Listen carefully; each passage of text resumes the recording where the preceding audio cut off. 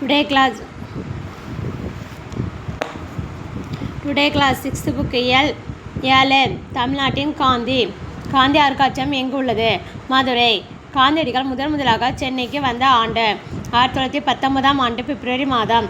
Rowlatt சட்ட எதிர்ப்பு போராட்டம் பற்றி கலந்தாய்வு கூட்டம் யாருடைய வீட்டில் நடைபெற்றது?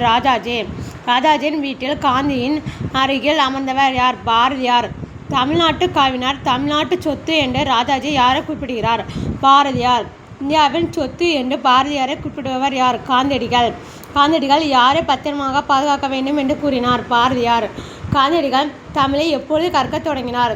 தென்னாப்பிரிக்காவில் வாழ்ந்த காலத்தில். காந்தியை கவர்ந்த தமிழ் கையேடு எழுதியவர்? ஜி. போப். காந்தியை கவர்ந்த தமிழ் கையேடு திருக்குறள்.